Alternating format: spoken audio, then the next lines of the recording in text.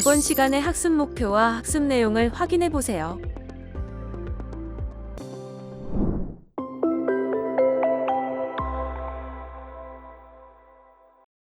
앞에서 하이니 법칙에 대해서 살펴봤습니다. 하이니 법칙이 우리에게 알려주는 사실은 거대한 위험에는 그 위험을 전조를 보여주는 작은 위험들이 있다는 것입니다. 하이니는 이러한 발견에서 멈추지 않았습니다. 하이니는 단순히 통계적 수치를 발견하는 것에서 멈추지 않고 지속적으로 사고의 발생에 대해서 연구했습니다. 하이니는 사고가 일어나는 과정과 사고의 원인에 대해서 자세히 연구했습니다. 그리고 그는 사고의 주요 원인을 위험한 행동과 위험한 상태로 분석했습니다. 위험한 행동이란 사람들이 안전규칙을 잘 따르지 않거나 위험한 장소에서 부주의하게 행동하는 것을 말합니다. 즉, 사고를 발생시키는 행동을 의미합니다. 위험한 행동에는 사고의 직접적인 원인이 많이 있습니다. 그리고 위험한 행동의 주체는 사람입니다. 위험한 상태입니다. 위험한 상태란 작업 환경이나 기계, 장비의 문제 또는 안전하지 않은 작업 절차와 같은 물리적인 환경, 조직의 문제 등 외부적인 상황을 나타냅니다. 위험한 상태는 사고의 간접적인 원인이라고 할 수 있습니다. 이를 간단하게 설명하면 하이니는 사고를 발생 원인인 사람과 그를 감싸고 있는 환경으로 구분하고 사고나 재해의 원인을 이 두 개의 관계에서 파악하려고 노력했습니다. 하이니의 연구에서 사고의 대부분은 사람, 즉 위험한 행동으로 발생한다는 것을 알아냈습니다. 즉 사고의 88%는 사람으로 인해 발생합니다. 그리고 환경적인 요인으로 발생하는 사고는 10%이며 나머지 2%는 예측과 통제가 불가능한 자연재해와 같은 것으로 인해 발생한다고 했습니다. 반대로 말하면 자연재해와 같이 통제할 수 없는 것을 제외하면 사고의 98%는 미리 예방할 수 있는 사고입니다. 사고의 98%의 원인은 사람과 환경입니다. 이것은 적절한 관리와 대처를 통해 예방할 수 있는 사고입니다. 이에 대해 더 자세히 살펴보겠습니다. 하이니의 연구 결과에서 사고의 주된 원인은 사람입니다. 즉, 위험한 행동입니다. 사람의 성향이나 습관, 그리고 그들이 속한 조직의 문화나 제도를 사고를 일으키는 주요한 원인으로 볼 수 있습니다. 하이니의 연구에 영감을 받아 그 이후의 연구자들도 사고의 발생과 그 원인에 대해 지속적으로 연구했습니다. 그리고 하이니가 처음에 주장했던 것이 맞다는 것을 확인했습니다. 결국 위험의 대부분은 통제할 수 있습니다. 적절한 관리를 통해 위험을 피할 수 있으며 최소한의 위험의 영향을 최소화할 수 있다는 것을 의미합니다. 또한 극소수의 사고는 예측하지 못하는 범주라는 것도 알 수 있습니다. 프로젝트를 수행할 때 많은 위험이 있을 수 있습니다. 이러한 위험을 예측하고 사전에 제거하는 것은 하이니 연구에 기반하고 있습니다. 위험은 일반적으로 많이 사용하는 용어입니다. 따라서 많은 사람들의 머릿속에는 위험에 대한 다양한 개념과 생각들을 가지고 있습니다. 어떤 사람에게 위험은 피해야 하는 것일 수도 있으며 어떤 사람에게는 관리해야 할 대상일 수도 있습니다. 따라서 위험을 관리하고 위험에 대한 영향을 최소화하는 방법에 대해 다루기 전에 위험에 대한 개념을 학습하고 무엇이 위험인지 합의해야 할 필요성이 있습니다. 프로젝트에서 위험은 어떤 것인지 알아보겠습니다. 프로젝트의 성공 요소는 프로젝트의 납기, 프로젝트가 산출하는 산출물의 품질, 프로젝트에 들어가는 비용입니다. 프로젝트는 예측한 기간 내에 그리고 고객이 원하는 품질의 제품을 추가적인 비용을 들이지 않거나 합리적인 비용 범위 내에서 완료해야 합니다. 이러한 관점을 위험에 적용하면 다음과 같습니다. 프로젝트에서 위험이란 프로젝트의 납기를 늦추거나 프로젝트의 산출물의 품질에 영향을 주고 프로젝트를 수행하기 위한 비용을 늘리는 모든 것들을 의미합니다. 앞서 하이니의 통계에서 알 수 있듯이 대부분의 위험은 위험한 행동과 위험한 상태에서 발생하며 위험의 원인 대부분은 예측 가능합니다. 따라서 위험 관리에서는 위험을 예측하고 위험에 대한 적절한 대처를 하는 것이 매우 중요합니다. 총 위험에 대해 알아보겠습니다. 프로젝트의 총 위험은 프로젝트에서 발생할 수 있는 모든 위험을 의미합니다. 프로젝트에서 총 위험을 계산하는 방법은 위협과 취약성, 그리고 자산의 곱으로 나타낼 수 있습니다. 각각에 대해 설명하겠습니다. 위협은 외부로부터 프로젝트에 위험을 일으킬 수 있는 요소를 의미합니다. 그리고 취약성은 프로젝트 내부에 위험을 일으키는 요소를 의미합니다. 취약성은 위험한 행동을 나타내며 위협은 위험한 상태를 나타냅니다. 마지막으로 자산은 위험이 나타낼 수 있는 대상입니다. 즉, 위험이 발생하는 대상일 수 있습니다. 총 위험에 대해 예를 들어 설명하겠습니다. 사람이 일으킬 수 있는 위험이 가이드 위반과 문서 유출이 있다고 가정해 보겠습니다. 이 경우 위협은 두 가지가 됩니다. 때때로 서비스에 사용자가 갑작스럽게 증가해 서비스에 지연이 생기고 사용자의 파일이 서비스 내에서 없어진다고 가정해 보겠습니다. 이 경우 취약성은 2가 됩니다. 그리고 위에서 설명한 위협과 취약성의 대상이 되는 기능이 총 2개라면 총 위험은 다음과 같이 계산할 수 있습니다. 위협과 취약성을 곱하고 그 결과에 위협과 취약성이 발생할 수 있는 기능의 수 2를 곱합니다. 따라서 총 위험은 8이 됩니다. 총 위험의 개념에 확률의 개념을 도입하기도 합니다. 만약 위의 예에서 위험의 발생률이 50%라고 가정해 보겠습니다. 이때 총 위험은 다음과 같습니다. 즉, 0.5 곱하기 8인 4가 총 위험이 됩니다. 위험에 대해서 살펴봤습니다. 이제 위험 관리에 대해 알아보도록 하겠습니다. 위험 관리란 위험을 관리하는 것입니다. 위험 관리의 목적은 위험을 제거하거나 위험이 프로젝트에 미치는 영향을 줄이는 것입니다. 즉, 위험 관리란 위험을 식별하고 해당 위험이 얼마나 위험한지 평가하는 것을 의미합니다.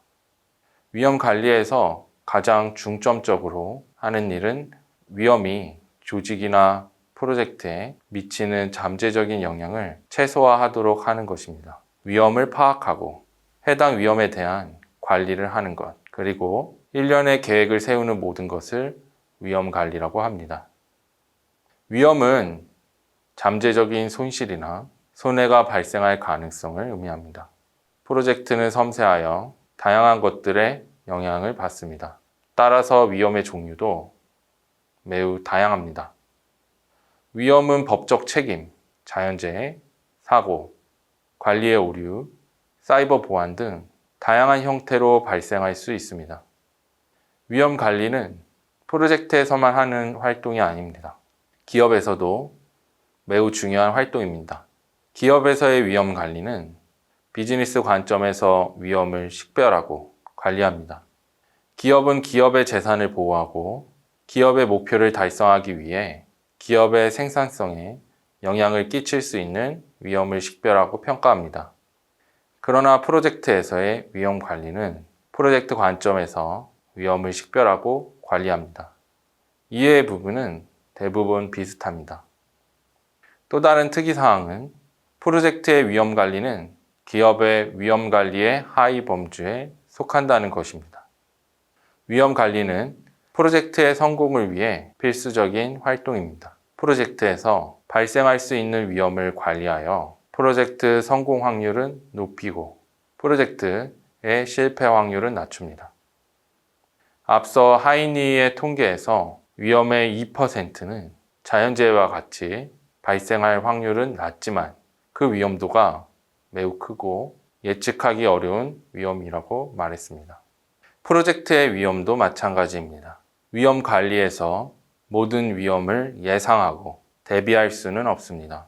하지만 예측할 수 없는 위험은 그 영향력이 매우 크기 때문에 마냥 내버려 둘 수도 없습니다.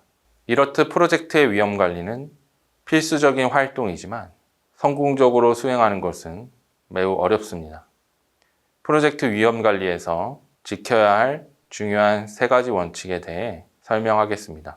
그 원칙은 일관성, 개별성, 그리고 형평성입니다. 각각에 대해 자세히 알아보겠습니다. 첫 번째는 일관성입니다. 일관성의 원칙은 위험 관리의 접근 방식이나 방법론이 프로젝트 전반에 걸쳐 동일하게 적용돼야 한다는 것을 의미합니다. 일관성의 원칙은 어떤 위험을 어떻게 관리할지, 얼마나 자주 감독할지에 관한 내용입니다. 예를 들면 가스 검침을 가정주부가 수행하다가 다른 날에 또 다른 검침원이 한다면 측정 값에 대한 신뢰가 없어집니다. 또한 가스 검침을 일주일 간격으로 하다 한 달 간격으로 하게 된다면 검침 주기가 변경됐기 때문에 측정 값에 대한 신뢰가 무너질 수 있습니다. 매번 다른 간격으로 또는 다른 사람이 가스 검침을 시행한다면 해당 값에 대한 신뢰가 없어지고 우리는 가스에 어떤 문제가 생겼는지 알 수 없게 됩니다. 따라서 우리는 일관성의 원칙에 따라 같은 방법으로 위험을 관리해야 합니다.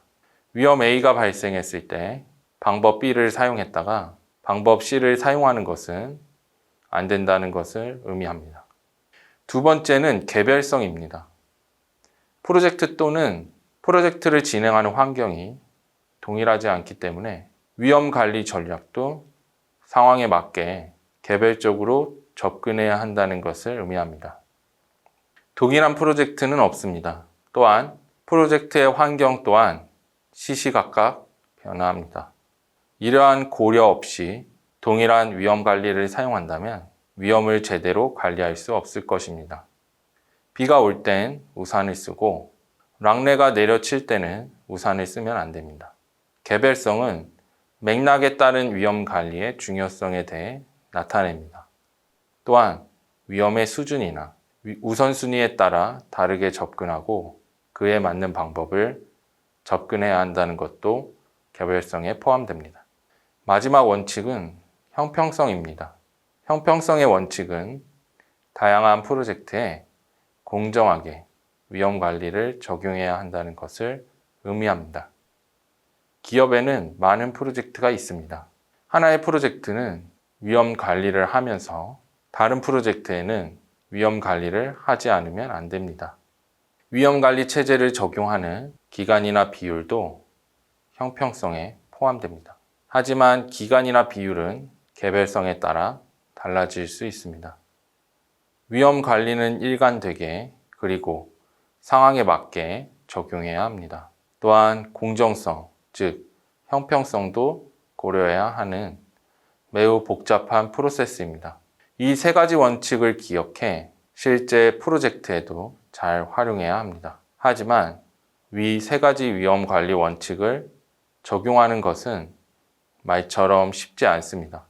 예를 들어 형평성을 갖추면서 개별적인 특성을 고려하는 것은 매우 어려운 일입니다.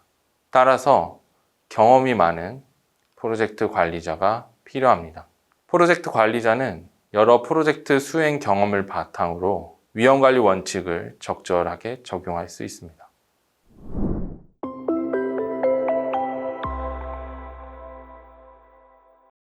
인공지능 기술이 발전하기 이전의 프로젝트에서 위험은 사람으로부터 발생하는 위험이 대부분을 차지했습니다. 하인리는 위험의 88%가 사람으로부터 발생한다고 했습니다. 물론 인공지능 프로젝트에서 서비스 개발 및 운영에 사람의 개입이 필요합니다. 이 경우에는 과거에 그래왔던 것처럼 프로젝트 관리자가 수행했던 프로젝트 경험을 바탕으로 위험을 관리할 수 있습니다. 하지만 인공지능 프로젝트에서는 또 다른 유형의 위험이 존재합니다. 인공지능 모델은 확률 모델입니다. 과거 서비스처럼 입력값에 대한 결과를 보장하지 않습니다. 대부분의 경우에서는 모델은 사용자의 기대에 맞는 결과를 산출할 수 있으나 매우 드문 경우에는 의도에 맞지 않는 결과를 낼 수 있습니다. 이런 경우도 프로젝트 위험에 포함됩니다. 인공지능 프로젝트에서 어떤 유형의 위험이 있을까요? 많은 위험이 있겠지만 대표적인 위험에 대해서만 살펴보겠습니다. 우리가 자세히 살펴볼 위험은 환각, 편향, 비용이 있습니다. 환각은 언어 모델에서 발생하는 문제 상황입니다. 환각은 실제 사실과 다른 내용에 대해서 인공지능 모델이 답변하는 경우입니다. 오픈AI의 챗 GPT에 의해 알려지게 된 위험입니다. 환각에 대해 살펴보기에 앞서 챗 GPT의 구조에 대해서 살펴보겠습니다. 챗 GPT는 아주 단순한 구조를 가지고 있습니다. 챗 GPT의 기본 모델은 새로운 형태의 모델을 사용하는 것이 아닙니다. 이전에 존재했던 트랜스포머 구조에서 트랜스포머의 개수를 늘려 모델의 성능을 개선했습니다. 이러한 전략을 사용한 것이 오픈AI입니다. 그럼 왜 챗 GPT에서 환각이 발생할까요? 앞에서 말한 것처럼 챗 GPT의 모델은 트랜스포머의 디코딩 부분을 모델의 구성 요소로 사용합니다. 트랜스포머의 디코딩 부분은 입력값에 대해서 그 다음 값을 예측하는 모델입니다. 따라서 사실을 판단하는 것이 아니라 모델은 주어진 문장에서 다음에 올 단어를 찾아냅니다. 결국 모델은 가장 그럴듯한 다음 단어를 찾아내게 됩니다. 다시 말하면 챗 GPT는 질문에 대해 답을 하는 것이 아닌 가장 그럴듯한 문장을 만들어내는 모델입니다. 따라서 모델의 답변은 사실관계를 파악하는 것이 아니라 일부 문장이 주어졌을 때 그 다음 나올 단어를 결정하는 것에 지나지 않습니다. 챗 GPT에서 환각은 거짓이 포함된 질문을 할 때 잘 발생합니다. 따라서 챗 GPT의 응답의 사실관계는 우리가 아는 사실관계와 관련이 없을 수 있습니다. 하지만 매우 그럴듯해 보여 사실관계를 확인하지 않을 경우 마치 사실처럼 보입니다. 이러한 결과를 환각이라고 합니다. 환각은 언어 모델에서 일반적이지만 실제 사용 환경에서는 매우 큰 위험으로 간주될 수 있습니다. 특히 위급 상황에서 모델이 사실과 다른 사실을 고객에게 알려준다면 그 결과는 매우 치명적일 수 있습니다. 예를 들어 환자가 위급한 상황에서 사실과 다른 조치를 의사나 간호사에게 알려줬다고 했을 때 환자의 증상이 더욱 심해지거나 심지어 목숨까지 잃을 수 있습니다. 물론 사람도 실수를 저지릅니다. 그리고 대부분의 경우 사람의 실수가 해당 업무에 가장 큰 위험이 되는 경우도 많이 있습니다. 그럼 인공지능의 환각과 사람의 실수 비슷해 보일 수 있습니다. 어떤 사람들은 인공지능을 더 신뢰할 수도 있습니다. 아직 어떤 것이 더 나은지 판단할 수 없습니다. 하지만 이 둘의 차이점과 특징을 안다면 추후 모델을 활용하는 데 있어 많은 도움이 될 것입니다. 사람의 실수와 인공지능의 환각의 가장 큰 차이점은 잘못된 상황을 쉽게 알아차릴 수 있는지와 해당 결과에 대한 원인 분석입니다. 인간의 실수는 상대적으로 알아차리기 쉽습니다. 하지만 인공지능의 환각은 인공지능의 성능이 발전될수록 잘못된 답변에 대해 알아차리기 점점 힘들어집니다. 그리고 결과에 대한 원인 분석입니다. 인간도 매우 복잡해 잠재의식 등 근본적인 원인을 알아낼 수 없는 경우도 있습니다. 하지만 인터뷰 등을 통해서 해당 문제에 대해 원인을 분석하고 재발 방지 등의 조치를 취할 수 있습니다. 그러나 인공지능의 오류는 그 원인을 파악하는 것이 매우 힘듭니다. 심층 학습에서 모델이 문제를 정의하는 방법은 사람이 문제를 정의하는 방법과 매우 다릅니다. 어떤 경우에는 사람이 전혀 이해하지 못하는 경우도 있습니다. 이처럼 모델의 결과에 어떤 데이터가 영향을 줬는지, 왜 그러한 결과에 도달했는지 우리는 알 수 없습니다. 이러한 모델의 환각 문제를 극복하기 위해 지식 그래프를 활용하는 등의 많은 연구가 진행하고 있습니다. 다음은 편향입니다. 데이터는 실세계의 반영입니다. 실세계의 추상적인 어떤 것이 패턴으로서 데이터에 내재되어 있습니다. 심층학습 모델은 이러한 패턴을 찾아냅니다. 데이터의 다른 특징은 우리는 모집단에 대해서 알 수 없다는 점입니다. 또한 데이터는 표집되기 때문에 실세계의 일부만을 반영할 수 있습니다. 물론 데이터가 매우 많을수록 일반적으로 모델의 성능은 높아집니다. 이 경우는 데이터가 골고루 잘 표집됐을 때의 이야기입니다. 모델은 데이터로 학습하고 그 데이터로 현실 세계의 지도를 그려냅니다. 인공지능 모델이 가질 수 있는 편향은 일반적으로 두 가지가 있습니다. 첫 번째는 데이터 표집이 원인인 편향입니다. 실제로 세상에 여자와 남자가 50대 50으로 존재한다고 가정하겠습니다. 그러면 데이터 또한 이를 반영해야 합니다. 하지만 데이터가 여자와 남자의 비율을 51대 49로 반영했고 이를 그대로 모델이 학습했을 경우 모델의 결과는 실제와 다른 결과를 내게 됩니다. 이것은 환각과 비슷합니다. 하지만 다른 성격의 위험입니다. 또 다른 편향은 무엇일까요? 바로 인간에 의한 편향입니다. 인간에 의한 편향은 무엇일까요? 바로 인식과 현실과의 차이를 의미합니다. 실세계에는 사람들이 믿는 것과 실제로 발생하는 일이 다릅니다. 예를 들어 인종 간의 차이가 없다는 것은 우리가 믿는 것입니다. 하지만 미국에서 저소득 노동자의 비율은 흑인이 많습니다. 이것은 실제로 존재하는 현상입니다. 따라서 인공지능 모델은 이 데이터를 학습하게 될 것입니다.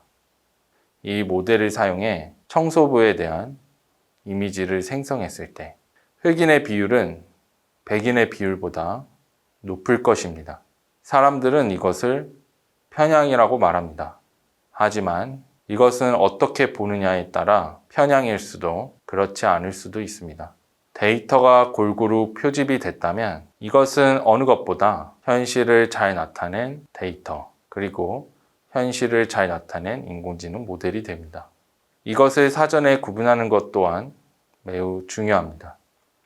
인공지능 서비스의 위험은 비용입니다. 생성형 AI 또는 Gen AI에서 주로 발생하는 위험입니다. 생성형 AI는 매우 빠르게 발전했습니다. 그 비용도 매우 낮아지고 있습니다.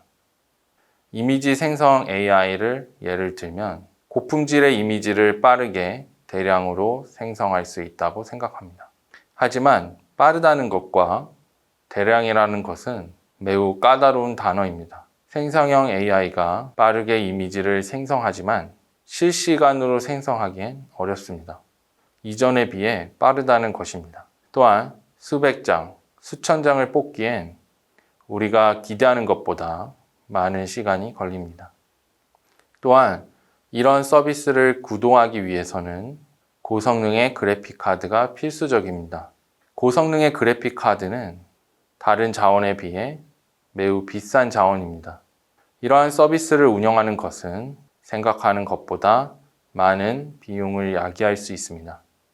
특정 서비스를 운영하는데 수억 원의 클라우드 비용을 지불할 수도 있습니다. 만약 운영하는 AI 서비스가 무료라면 이 서비스를 운영하는 것은 불가능합니다.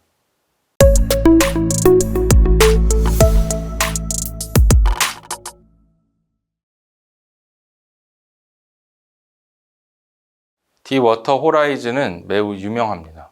디워터 호라이즌호 사고로 발생한 막대한 원유 유출로도 유명하며 동명의 영화가 개봉했기 때문에도 유명합니다. 하지만 위험관리 분야에서 디워터 호라이즌은 위험관리 측면에서도 유명합니다. 영국 브리티시 페트롤리엄은 매우 큰 석유 회사로 급속하게 성장한 회사였습니다. 원유 개발에만 힘쓸 뿐 위험 관리에는 전혀 투자를 하지 않았습니다. 디워터 호라이즌호는 시추 작업 완료 하루 전에 폭발하고 말았습니다. 이후 디워터 호라이즌호는 위험 관리의 중요성을 나타내는 사례로 남게 되었습니다. 디워터 호라이즌의 재앙은 사전에 막을 수 있었다는 것으로 유명합니다. 디워터 호라이즌호는 폭발 사고 있기 전에 다수의 화재 사고가 발생했습니다. 시추 시설에서 화재가 나는 일은 매우 빈번하지만 앞에서 살펴본 하인리의 법칙에서와 같이 사소한 사고는 큰 위험의 전조가 될 수 있습니다. 이러한 전조를 막지 못하고 2010년 4월 20일 10시경 디워터 호라이즌호는 고압의 메탄가스가 기관에 유입되어 압력으로 폭발했습니다. 디워터 호라이즌호는 폭발뿐 아니라 폭발 이후 막대한 원유 유출과 브리티시 페트롤리엄의 부실 대응과 맞물려 피해를 크게 키웠습니다. 디워터 호라이즌호의 사고는 위험 관리에 많은 시사점을 줍니다.